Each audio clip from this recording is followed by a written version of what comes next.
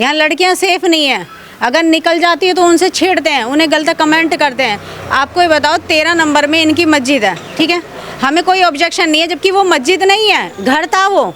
वहाँ पर इन्होंने नमाज पढ़नी चालू कर दी। मस्जिद में गुम्बद होता है, कभी भी देखना, कोई गुम्बद नहीं है, घर बन रहा है।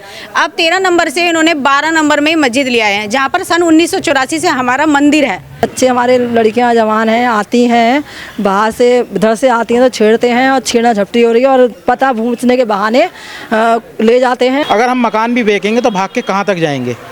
एक दिन तो इनके साथ खड़े होकर टक्कर लेनी पड़ेगी ना। आखिरकार इस गली में इस तरीके के पोस्टर लगाने की वजह क्या रही? इस गली में नहीं, इस पूरे जो एरिया है उसी में इस प्रकार के पोस्टर लगाए गए हैं। दरअसल क्या है कि 2000 गली नंबर 13 में एक घर है जिसको ये मस्जिद बोलते हैं मुस्लिम समाज के लोग, तो उसमें नमाज वमाज पढ़ते हैं, हमें कोई आपत्ति नहीं, कोई बात नहीं है। अब उसी के बैक साइड में ही उन्होंने 2-3 प्लॉट ले लिए और उसमें मस्जिद बना रहे थे दूसरी, तो समझे जी। अब 2020 में जो दंगे हुए थे फरवरी 2020 में, वो इसी मस्जिद की अफवाह फैला के कि वो उस मस्जिद को जो 13 नंबर गली में है उसमें आग लगा दी गई, उसे तोड़ फोड़ कर दी। तो 2-2.5 हज़ार आदमी गली नंबर 13 में बुला दिया गया, वहीं से उन्होंने गोली चलवाई, पत्थरबाजी करी, और एक गली नंबर 13 में छोटा मंदिर था वहाँ तक उन्होंने गोलीबाजी करी, जिसमें 3 हिंदू लड़कों के यहाँ गोलियाँ लगी थी। अब वो मस्जिद ऑलरेडी है, तुम कहते हो मस्जिद है तो मस्जिद रहने दो। अब आप हिंदू एरिया में हर गली में मस्जिद बनाने की क्या ज़रूरत है? जबकि आपको चौहान बांगर और जाफराबाद है, वहाँ 10-15 साल में कोई नई मस्जिद ही नहीं बनी, कोई निर्माण नहीं हुआ। तो हिंदुओं को जानबूझ के एक बड़ी साजिश चली जा रही है कि हिंदुओं को भगाया जाए किसी भी तरह के। तो इनकी पॉलिसी है कि हर दूसरी की तीसरी गली में मस्जिद, 2 घर होते मस्जिद बनानी शुरू कर देते हैं। मेरा सवाल आपसे ये है कि इससे ठीक पहले, कुछ साल पहले कैराना, उत्तर प्रदेश के कैराना में ऐसे पोस्टर देखने को मिले थे जहां पर लिखा था ये मकान बिकाऊ है, ये घर बिकाऊ है, ये दुकान बिकाऊ है। कैराना वो क्षेत्र जिसको लेकर बड़ी चर्चाएं हुई, लेकिन इस क्षेत्र की यदि बात की जाए, यहाँ पर प्रधानमंत्री मोदी बैठते हैं, यहाँ पर अमित शाह गृह मंत्री देश के बैठते हैं, तमाम यहाँ पर जो सांसद है वो बैठते हैं। अगर ऐसे क्षेत्रों से भी ऐसी तस्वीर देखने को मिलेगी तो आखिरकार इस पर क्या कहेंगे? सबसे बड़ी बात क्या है कि देश की राजधानी तो है, लेकिन जो हमारा सिलमपुर विधानसभा है जी, यहाँ पे कानून नाम की कोई चीज़ नहीं है, क्योंकि कानून का नाम राज नहीं चलता, यहाँ बिल्डरों का राज चलता है। मैं आपको एक चीज़ दिखाना चाह रहा हूँ, आप मेन रोड पे अगर जाएंगे और अंदर गलियों में तो ये 6-6, 7-7 मंजिल के फ्लैट बना रखे हैं। ये 6-6, 7-7 मंजिल के फ्लैट हैं, 20-20 करोड़ रुपए के ये प्लॉट बिकते हैं, ठीक है जी। ना तो इनकम टैक्स दिया था ना रेवेन्यू दिया था, और ये बिल्डिंगें इसलिए बनाई जा रही हैं, जैसे आपने सुना हो 2020 के जो दंगे में ताहिर हुसैन की ऊंची बिल्डिंग होने के कारण वहाँ से गोले और बम फेंके गए थे, पेट्रोल बम फेंके गए थे और लोगों को हत्याएं की थी। तो इसीलिए यहाँ पे हिंदू क्षेत्र में ये ऊंची बिल्डिंग बनाई जा रही है। लग रहा है कि हिंदू क्षेत्र को टारगेट किया जा रहा है, एक पूरी तरीके से प्लानिंग है, उसमें पैसा भी खर्च किया जा रहा है कि किसी न किसी तरीके से डरा दिया जाए, इससे अपना घर बेचें, यहाँ से चले जाएं, सस्ते में मंदे में घर बेच दें। क्योंकि अब ये जो जाफराबाद है, चौहान बांगर में 9 से 12 लाख रुपए पर गज है, और हमारे यहाँ पे 70-80 हज़ार रुपये गज है, तो और हमारे को भगाने की वो रहती है, समझे जी। देखिए गुस्सा भी है, यहाँ पर तमाम महिलाएं खड़ी हैं, आपसे बात करते हैं। आपका क्या नाम है? नीतू शर्मा। शर्मा जी, ये बताइए, ये पूरा जो क्षेत्र है, मैं देख रहा हूँ जहाँ से गली में घुसा हूँ वहीं से ये पोस्टर लगना शुरू हो गए। ये तो देश की राजधानी है जहाँ पर एजुकेटेड लोग रहते हैं, पढ़े लिखे लोग रहते हैं, व्यापारी लोग रहते हैं, बिजनेसमैन लोग रहते हैं। ये कोई गाँव क्षेत्र तो है नहीं कि भाई प्रशासन नहीं है या फिर व्यवस्थाएं खराब हैं। यहाँ पर तो गृह मंत्री भी बैठते हैं, प्रधानमंत्री भी बैठते हैं, मुख्यमंत्री भी बैठते हैं, तमाम ब्यूरोक्रेसी यहाँ से चलती है, लेकिन फिर भी आप लोगों ने लिखा कि घर बिकाऊ है। हाँ जी, इस वजह से लिखा है हमने घर बिकाऊ, क्योंकि यहाँ पर औरतें सेफ नहीं है, यहाँ लड़कियाँ सेफ नहीं है, अगर निकल जाती है तो उनसे छेड़ते हैं, उन्हें गलत कमेंट करते हैं। आपको ये बताओ 13 नंबर में इनकी मस्जिद है, ठीक है, हमें कोई ऑब्जेक्शन नहीं है, जबकि वो मस्जिद नहीं है, घर था वो। वहाँ पर इन्होंने नमाज पढ़नी चालू कर दी। मस्जिद में गुम्बद होता है, कभी भी देखना, कोई गुम्बद नहीं है, घर बन रहा है।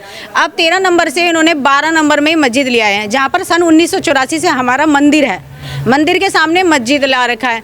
मस्जिद लाने का मतलब ये है कि हमारे मंदिर के बाहर आगे कीर्तन होगा और इनके सामने अजान होगी, तो लड़ाई बजेगी, लड़ाई होनी है। तो सबसे बड़ी बात ये है कि जब तुम्हारा 13 नंबर में मंदिर है, उसे 10 मंजिल बनाओ, 5 मंजिल बनाओ, हमें कोई ऑब्जेक्शन नहीं है। जब तुम्हारा मस्जिद है, ठीक है, वैसे वो मस्जिद नहीं है, मैं अब भी यही बोलूँगी, वो घर था और इन्होंने मस्जिद का रूप दे दिया है।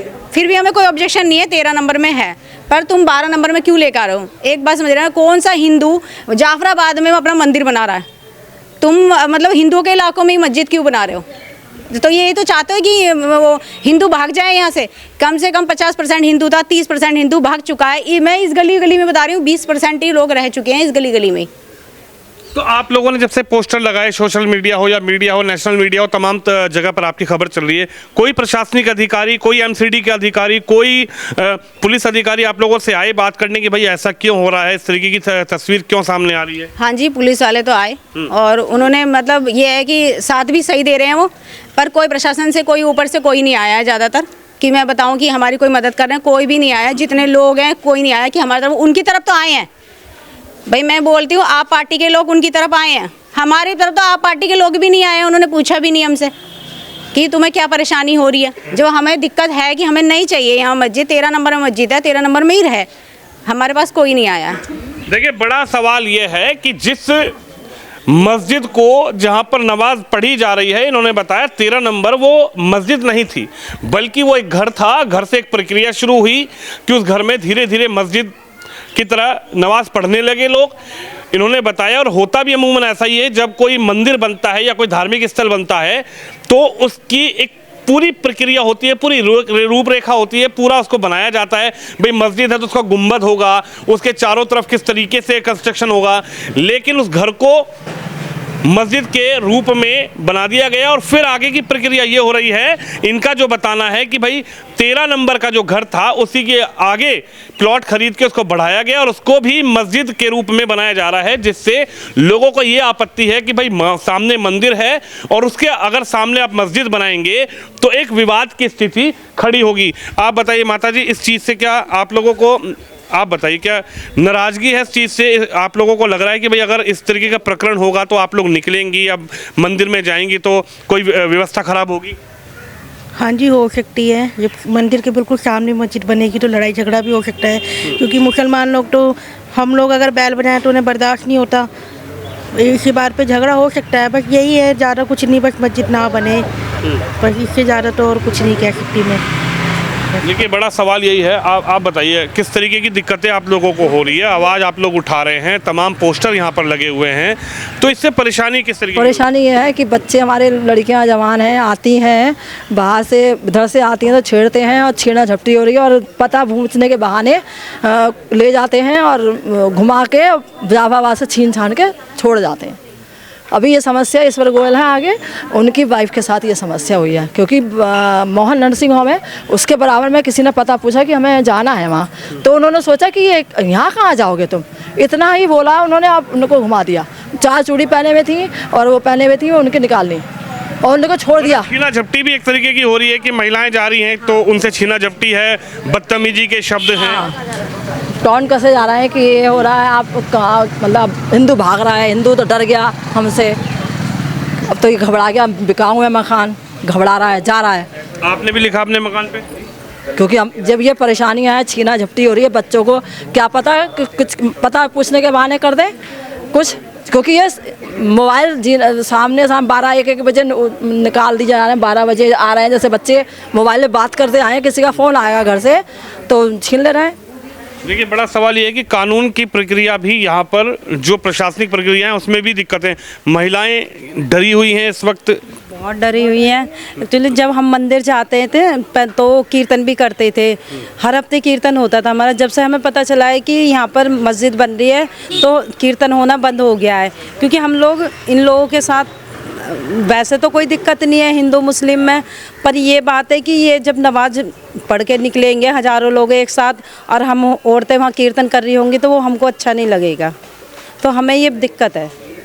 यानी कि वो नमाज पढ़ेंगे और आगे आप लोग कीर्तन करेंगे, अगर कोई आवाज़ जाएगी तो उससे एक विवाद की स्थिति होगी। हाँ, वही महिलाएं, हालांकि आप बताइए किस तरीके, हाँ बताइए। हमको पता ही नहीं है। चलिए इधर बात करते हैं, आप बताइए भैया, ये जो पोस्टर लगा दिए गए हैं तो देश की राजधानी है, यहाँ पर इस तरीके के पोस्टर देखने को मिल रहे हैं। ये जो हमारे विरुद्ध एक षड्यंत्र रचा जा रहा है, ये एक टारगेट किया जा रहा है हिंदुओं को। क्या ज़रूरी है कि हिंदू क्षेत्र में ही मस्जिदें बने?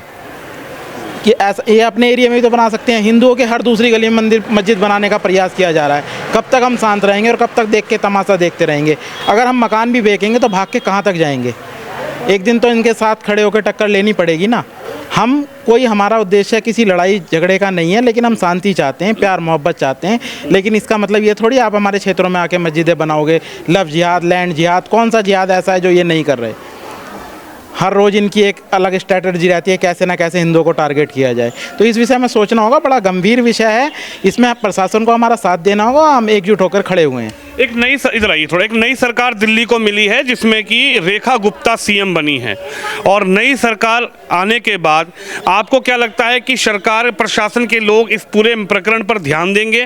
क्योंकि बहुत बड़ा प्रकरण नहीं है, ना वहाँ पर मंदिर था, ना वहाँ पर मस्जिद थी, एक मकान था, मकान बिका, लेकिन उसको स्वरूप दिया जा रहा है कि भाई वो मस्जिद है, उसको आगे बढ़ाया जा रहा है। मंदिर तो हमारा है बराबर में, बहुत पुराना मंदिर है। आप ऐसे कैसे कहने हैं कि मंदिर नहीं? जगह पर बनाया जा रहा है, उस जगह की मैं बात कर रहा हूं। वो तो ज़बरदस्ती बनाया जा रहा है। और ये जो सरकार बनी है इससे हमें बहुत आशा है कि हमारा सहयोग देंगे। अगर ये हमारा सहयोग करेंगे तो हम भी इनका सहयोग करेंगे, नहीं तो जय श्री राम। लेकिन हम भागने वाले नहीं हैं। अब ये डर का माहौल है, लेकिन देखा जाएगा। अपनी शक्ति को एकत्रित करेंगे, जो होगा बाकी ऊपर वाले के ऊपर है। हम खड़े हुए हैं, हम निडर होकर खड़े हुए हैं। आप लोगों ने क्या एमसीडी के अधिकारियों से कोई बातचीत करी कि भाई ये किस तरीके से बनाया जा रहा है, इसका क्या नक्शा पास हुआ है? एमसीडी ने एक ये नक्शा पास किया है जो कि अवैध तरीके से गया है। एक ये हमारे संविधान में 2016 में अमेंडमेंट पास हुआ था, तो एमसीडी ने एक आर्किटेक्ट को अधिकार दे दिया कि 105 मीटर तक का नक्शा आर्किटेक्ट पास कर देगा और वो सारी प्रक्रिया एमसीडी की साइट पे अपलोड कर देगा। एमसीडी अधिकारी उसको ओके कर देंगे। अब उसमें क्या हुआ, ये प्रॉपर्टी, ये टुकड़ों की प्रॉपर्टी है। 4 भाग में 5 भाग में ये टुकड़ों की प्रॉपर्टी है। टुकड़े की प्रॉपर्टी पे कोई नक्शा पास ही नहीं होता है। और ये नक्शा प्लॉट 3-4 पार्ट में बिका हुआ है, कोई 150 मीटर का, कोई 20 मीटर का है, कोई 50 मीटर का। अब ये टुकड़े की प्रॉपर्टी में कैसे नक्शा पास हुआ, ये तो एक सब उस जांच का विषय है। तो हमने उनको एमसीडी को कहा था, तो एमसीडी, और सबसे बड़ी बात क्या है कि एमसीडी ने जब नक्शा पास कर दिया तो मकान के पेपर एमसीडी की साइड पे लोड ही नहीं करे। जो मकान के पेपर होते हैं वो लोड करने चाहिए एमसीडी की साइड, एमसीडी की साइड पे लोड ही नहीं करे। ये सब भोगलबाजी थी। तो हमने कंप्लेंट दी, उसके बाद एमसीडी ने इनको नोटिस इशू करा और नोटिस का 7 दिन का वो था समय, वो समय सीमा आज समाप्त हो गई है। तो आज फिर हमने एक शिकायत पत्र दिया है कि जिस व्यक्ति ने इसका लाइसेंस, ये नक्शा पास किया, उसका लाइसेंस रद्द किया जाए और ये नक्शा भी रद्द किया जाए। यानी पूरी तरीके से इलीगल कंस्ट्रक्शन किया जा रहा है और उसको कहीं ना कहीं स्वरूप दिया जा रहा है धार्मिक स्थल का। टोटल इलीगल का वर्क हो रहा है, क्योंकि सिलमपुर विधानसभा में कानून नाम की कोई वो चीज़ नहीं है। बिल्डर, आप रोड पे जाएंगे या गलियों में जाएंगे, बड़ी ऊंची ऊंची में इमारतें बना रहे हैं। और ये सब एमसीडी और अन्य विभाग के अधिकारियों की मिलीभगत। 10 लाख से 30 लाख रुपए तक की मोटी रकम खाई जाती है जब ये बिल्डिंग बन रही है। एमसीडी अधिकारी उसमें दिखा देते हैं 6 मंजिल बिल्डिंग बनी हुई है, 2 मंजिल दिखा देते हैं उसको कि 2 मंजिल है। तोड़ने आते हैं सेकंड फ्लोर को दिखाते हैं ग्राउंड फ्लोर तोड़ा है। और अपने रिकॉर्ड में एमसीडी अधिकारी पैसे लेके दिखाते हैं कि सील लगा दी, हमने डेमोलेशन कर दिया। जबकि 10 बिल्डिंग ऐसी हैं जिनमें सील भी नहीं हुई है और डेमोलेशन भी नहीं हुआ। मंदिर के बराबर में 6 मंजिल बिल्डिंग बनी हुई है, उसमें कुछ भी नहीं हुआ, ना कुछ करा। और हमारे मंदिर पे गंदा पानी गिरता है उस बिल्डिंग, उसकी लोग गली वालों ने शिकायत दी। आज तक एमसीडी के अधिकारियों ने उस पर कोई कार्रवाई नहीं की। यानी आपको लगता है कि जो हिंदू आबादी है वहाँ पर इस तरीके की जो टारगेट, इन्होंने कहा कि लैंड है, लैंड जिहाद, लव जिहाद, ये सब चीज़ें देखने को टोटल है जी। 3 ब्रह्मपुरी की 3 लड़कियां चली जा चुकी हैं लव जिहाद के चक्कर में। और ईश्वर उनकी सुरक्षा करे। कब वो ब्रीफ केस में आएंगी हमें पता नहीं है। हम तो अपने बच्चों को भी समझाते कि भाई इस चक्करों में ना पड़ो, पर लेकिन ये बड़ा षड्यंत्र है। आए दिन हिंदुस्तान में कुछ ना कुछ आता रहता है कि हमारी हिंदू लड़कियों को टारगेट करके फिर वो 70 टुकड़ों में मिलती हैं। बहुत बड़ा षड्यंत्र है।